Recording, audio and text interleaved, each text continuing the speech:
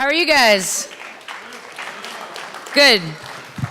Awesome. Awesomeness. I am a professional songwriter at Sony ATV, and I'm an independent artist, so I release music through my own label, which is awesome and super fun. So I have music on Spotify and iTunes, and I perform all over the world, and also do songwriting all over the world for other people and for bands, and I do a lot of film and TV stuff as well. So I'll play you guys something. That's working, that's always good. This is a song I just released. It's a song, a lot of what I do is co-writing, so I collaborate with other songwriters and producers in studios. And I wrote this song with some buddies of mine in Nashville, where I lived for about 7 years. And this song is called Forgiveness. Like I said, I just released it. I put it out in the fall of last year, and then I just released an acoustic version of it. So you can find it on Spotify if you want to listen to it later.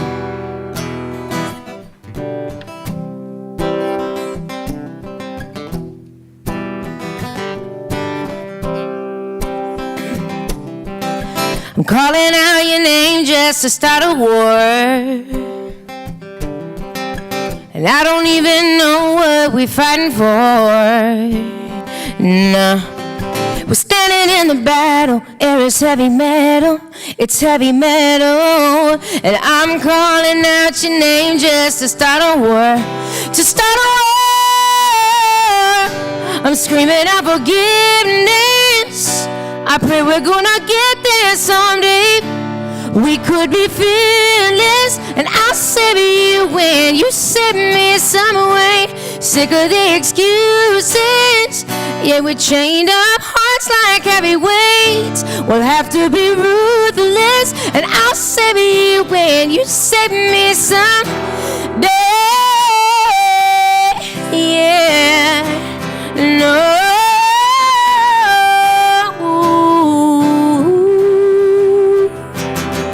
Think about the blame, think about the guilt, trying to knock me down and lock me up inside all of these walls I built. Get it out my brain, get it off my chest, hand reaching out, a hand open, you'll help me lay this down to rest. Gotta feel the love, gotta feel the pain, gotta find the light in the world of the darkest of days. Don't wanna take this shit to my grave, wanna shine this light and be brave. Bird in a cage, I'm singing loud, I hope you're hearing me. The truth won't turn the key, it's really love that comes and sets us free. I'm screaming out forgiveness, yeah, I pray we're gonna get there someday. We could be fearless, and I'll save you when you save me some way. Sick of the excuses, yeah, we're chained up hearts like heavy weights. We'll have to be ruthless, and I'll save you when you save me some secrets and bitter lies hidden behind these eyes. Round and round and round we go, round and round and round we go.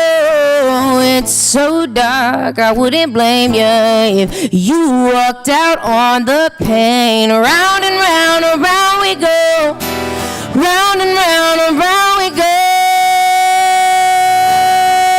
I'm screaming out forgiveness, I pray that I get there someday. We could be fearless, and I'll save you and you save me some way. Sick of the excuses, we're chained up hearts like heavy weights. We'll have to be ruthless, and I'll save you when you save me someday. I'll save you some way, yeah. Now I'm screaming out forgiveness. Yeah, we'll have to be ruthless, and I'll save you when you save me someday.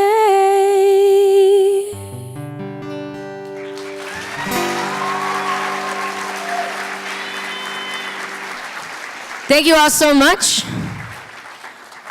So obviously that song was written more for like my artist brand. So the stuff that I write, because I do a lot of writing sessions with other people. Sometimes the stuff I write is meant for someone else. Sometimes I write songs for like commercials and TV and film stuff, which is kind of its own unique style. So like I have a song in the Royal Caribbean commercial right now that's called Do It Like This that you can find on Spotify. And I have a song in the second act J-Lo film, and I'm in Grey's Anatomy this week. So there's kind of a style to that form of writing that's very specific. And it's always interesting to me to, kind of write in different modes and in different genres and different styles. So obviously, like, Forgiveness is really more like geared toward kind of my artist brand. I write a lot about mental health, and I write a lot about addiction recovery. So I've been in recovery for 3 years. My brother has been in recovery for 3.5 years, and it's something that thank you so much. So a lot of like my artist platform is to try and like expose those issues, because I feel like everybody I talk to has been touched by these issues in some way, shape, or form. And it's really hard to talk about these things because there's so much stigma and isolation surrounding these issues. So I've made it kind of my personal like artist mission to kind of destigmatize those things and make it less of a dark place for people dealing with those issues. And then I, obviously write other stuff too. So I think we were gonna break it up. The last couple periods I presented, I like rambled and then played songs, and then we did all these questions at the end. So I think we were gonna like break it up this period and do some questions in between songs. So maybe let's do like a couple questions now, and then I can. All right. We'll do a couple questions now, and then I'll play a couple more songs, and then we'll go back and forth that way. Sound good? Anyone have questions? Oh, one back here. What's your question? Hi. How do you like go about writing like your songs, and like when do you choose to like be more vulnerable versus have to do it for like the record deal? So full time, when I'm like in full-on songwriting mode, being an artist and being a songwriter, I kind of go back and forth. Like I'll be on the road for a couple weeks, and then I'll be in writing mode for a couple weeks, which means I'm generally co-writing every day, which, so when I'm in writing mode, I write 4 to 5 songs a week, and they're always full-on productions. So I work with like, world-class producers and work with other people that are very fast and very quick. When I first started writing songs, I wrote by myself, and it was very different, like stylistically, very kind of niche.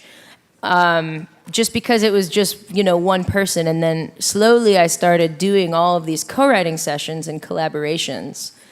And it really opened the door to me for different processes to be able to do other processes. Because when you're writing in a room with other people, they may want to start with the lyrics first, or they may already have a track and you're writing, over a track that's already produced. So then you're trying to lay in a melody and lyrics over something that's already produced, right? So I still always, like the original way I first started writing was just to sit down with an acoustic guitar, play some chords, and start just like singing random stuff out that totally didn't make any sense at all. And then kind of pick and fine-tune pieces of things that I, wanted to use in the song. Because you guys know how it feels when you're like belting out something at the tops of your lungs. It's just like such a fun, liberating, like whatever kind of music you listen to. It's just, it feels so good. So I started kind of writing that way, which I still do. Now when I do that, I call them kind of sketches. So I just kind of put the play button on my phone and I'll record some like sketches of ideas and titles and melodies into my phone, and then I take them into writing sessions. So when I go into a writing session and someone else doesn't have anything in particular that they really wanted to focus on for the day, then I can pull up a bunch of sketches depending on like what I think they may like, and then we kind of go from there. Daphne, can you tell them how you said your music is in Grey's Anatomy this week and the J-Lo movie? Do you have people come to you for your music, or do you have to go out there and put your music into all of these different places so people can find it for those movies and shows? So there's a lot of different ways that happens. It's a great question. So being a signed writer at Sony has their own licensing department. So we call it synchronization. So they have a sync department. They have people that specialize in TV and film. They have people that specialize in like commercials. So Sony actually pitches my songs to what are called music supervisors. So music supervisors are the people who program and choose the music for TV shows, films, and ads. There's also ad agencies that large corporations like Coca-Cola, Nike actually hire these ad agencies to put together their marketing and promo campaigns, which are the campaigns that you see on TV. So when those ad agencies or music supervisors are looking for something specific to use in their production, in their video production, they will send out a brief to Sony, to Disney, to Universal, to kind of vet and fine-tune so they get a higher quality recording. They know that the music is going to be of a certain standard. And so they send the briefs to the publishing entities, and then the publishing entities like Sony look through their catalog and they pitch. So they'll say, oh, we think this song is a perfect fit for this brief. Also, sometimes people do directly ask for my stuff, and Sony handles all of that for me as my publisher. That's their job, to handle those interactions. So really it seems students in the audience, if they want to go into the field of music and they don't necessarily play an instrument or sing, there are lots of people in the music industry. Yes. Things that they could do as jobs. Yep, there are music supervision is really cool. To me, it's something that I've always been interested in. It's actually a lot harder than it seems to curate music for a video or a film or an ad. There's a lot more that goes into it, and so if you are a music lover, that's always like a really cool. There's also artists and repertoire people that work at Sony, and their like sole job is to find talent and sign people, which is also what I think would be super fun, to just like listen to a ton of music all day and someone listens to your opinion and you can be like, this is awesome, and then you get to like work with those people. So lots of jobs in the music industry. It's a little competitive and hard because of just there's a lot of shifting around within corporations too, and also the way digitization of music has changed the industry, has changed where the bigger revenue streams come in, and has eliminated, just with anything with technology like it does, eliminated a lot of jobs, sales especially. So, any other questions before she plays her next song? There's one here, and then I'll come over to you. So, like, around how many songs would you produce in like an average year? In a year, I would say probably at the very least 200. Where was the question over here? What is your question?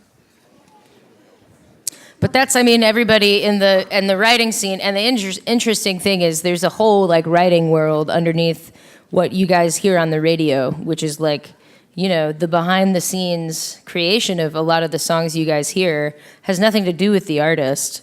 It's a lot of songwriters and producers that get together and collaborate to write the songs that get pitched to the artists, and the artists cut the songs that they, don't write, which is always interesting to me too. We have a question right here. This is actually about your tattoos, but like, what are they, and is there any meaning behind them? There's many of them. So this one is a music molecule. So I basically took music symbols, I made them into my own philosophies, and it goes up my arm. This is a caterpillar turning into a moth. Yeah, there's a lot of them. They all have weird meanings. I feel like I couldn't get a tattoo unless it had a meaning, right? But all right, should I probably play another song then? Yeah, That'd be great. cool. Yeah.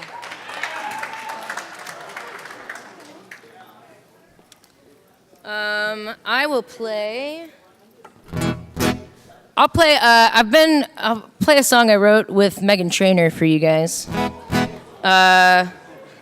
This is a song I wrote with Meghan Trainor, and I do rap in a lot of stuff that I do, especially for film and TV stuff.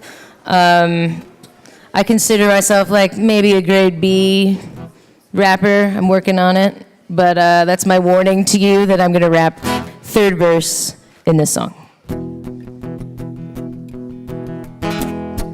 Well, I've been here before. I've been knocking on this door. It's locked just right and shut so tight, but I know there's something more.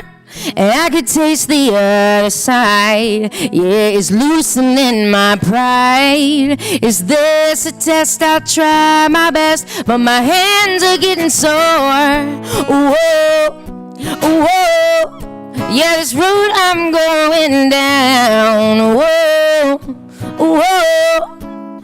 Feet don't fail me now. Whoa, 'cause I'm done with being done with feeling sick of feeling tired of all of this. This battle will be won, one thing at a time. Hey, time is gonna tell, I've only just begun. I'm done with being done. Done with being done. This battle will be won, one thing at a time. Hey, time is gonna tell, I've only just begun. I'm done with being. I try playing by the rules, but I got this box of tools. It's what you choose and how you use that separates the fools. Whoa, whoa, now I won't let this slip away. Whoa, whoa, I'll make it mine someday. Whoa, 'cause I'm done with being done with feeling sick of feeling tired of all of this. This battle will be won, one thing at a time. Hey, time is gonna tell, I've only just begun. I'm done with being done. Done with being done. This battle will be won, one thing at a time. And time is gonna tell, I've only just begun. I'm done with being, yeah. Yeah, well, I'm so done with being done.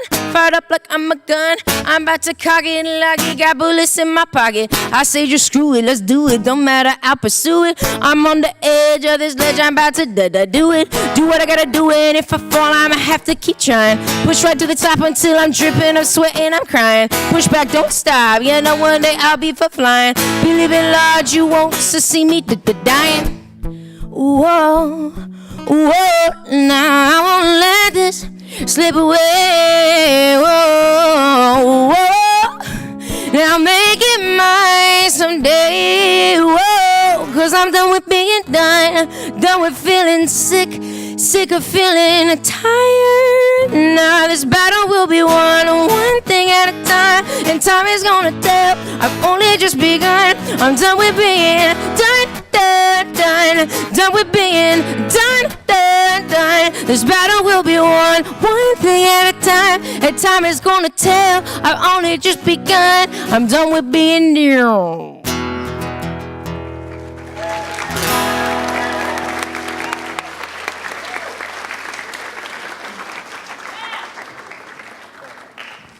You want to take some questions? Sure, yeah. Okay. Questions?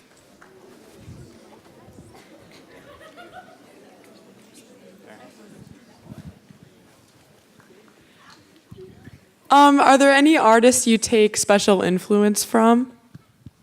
Sure. I mean, I think that as a writer, I take a lot of inspiration from a lot of different people. I listen to a wide range of music, so anything from like Sia to Ryan Tedder to Kendrick Lamar to Tribe Called Quest to Frank Sinatra, Ella Fitzgerald. So kind of all over the place. I think originally when I first started like writing by myself, I was listening to like tons of Jack Johnson. He's like pretty much what inspired me to start playing guitar. And Nora Jones, Ray LaMontagne. I don't know. There's so many incredible artists out there. So I feel like I've definitely tried to listen to as many different kinds of genres as I possibly could. Back there? I have two kind of similar questions. So my first one would be, are you just like a natural talent, or did you like learn where to sing or something like that? Sure. I grew up singing, so I think singing, like everything else, is a muscle. You know, it's something that you can learn to do. But I grew up doing it, so my mom was a vocal major and my dad was an engineering major, so they were both like pretty much music all the time. My dad worked in the music industry on the kind of sales side of things, so we were going to shows all the time when I was a kid. So I think growing up in that environment definitely like propelled me toward what I do now, for sure. And then my second question is there any like particular vocalist that you take like influence from? Like, I know you kind of answered that, but like just vocalist in specific. Style-wise, I think I'm pretty like pop R&B with some blues. Like when I first started playing out, I was playing in a lot of the like blues and jazz clubs in Chicago. So I take a lot of jazz influence, I take a lot of blues influence, and pop, like Stevie Wonder, Lauryn Hill, Mariah Carey, Whitney Houston were all people that I sang along with when I was like really like trying to, you know, be a better singer. So if anybody out there is a vocalist, I'd recommend like just really trying to work on trying to match different people's tones, having different tone qualities to your voice, and playing around with different muscles in your throat for the vocal effect that you want to get. Can you play me some Ella Fitzgerald?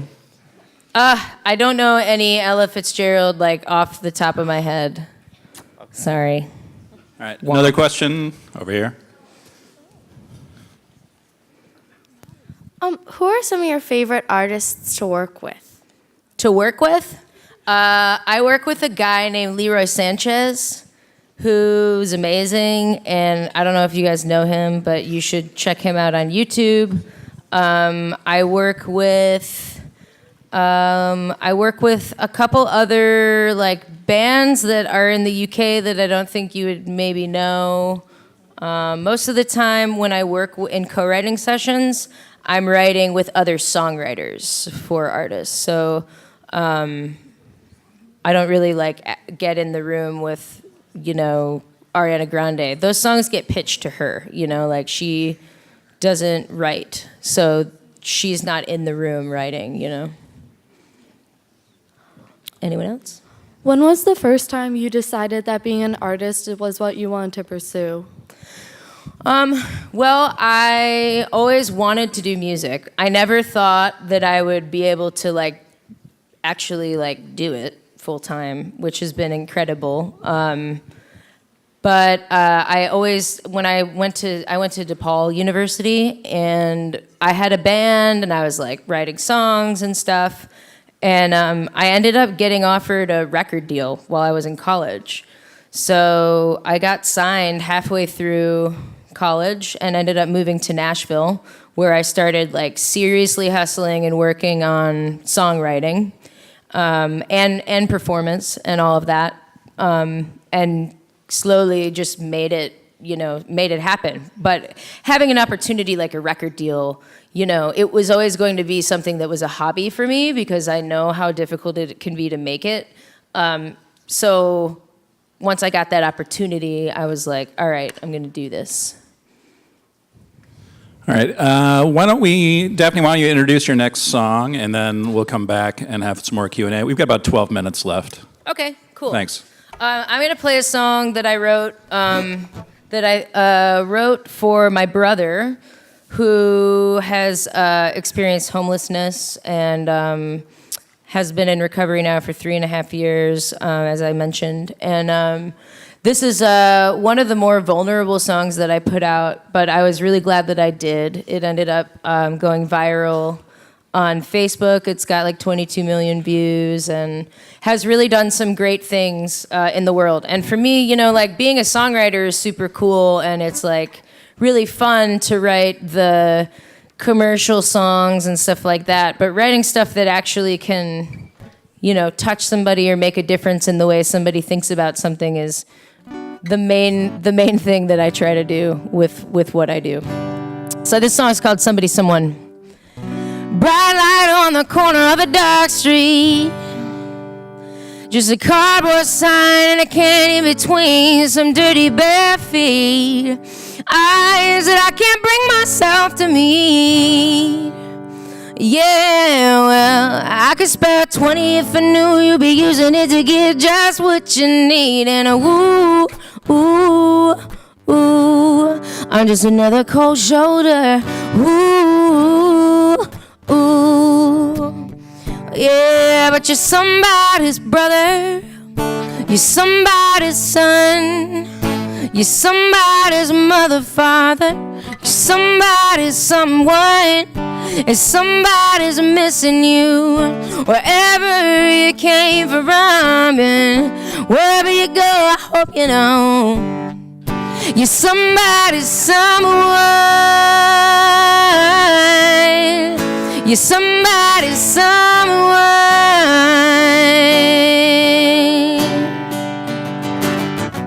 Well, picking up the phone, who's it gonna be this time? This time? It's the sound of your voice, but it ain't really you on the line. When you gonna come out on that other side? Well, it's on you, yeah, there ain't nothing we could do, no matter how hard we're trying. Ooh, ooh, ooh, can't make you drink that water. Ooh, ooh, and you're somebody's brother, you're somebody's son, you're somebody's mother, father, you're somebody's someone, and somebody's missing you wherever you came from, and wherever you go, I hope you know you're somebody's someone. You're somebody's someone, and I will lose you time and time again, but I will be there with you until the end, 'cause you're my only brother, you're my mother's son, and I'm still your little sister. You're somebody, someone, and we're all still missing you back where you came from. Wherever you go, we hold it. You know you're somebody, someone. You're somebody, someone. You're somebody, someone. You're somebody, someone. Yeah. Bright light on the corner of a dark street.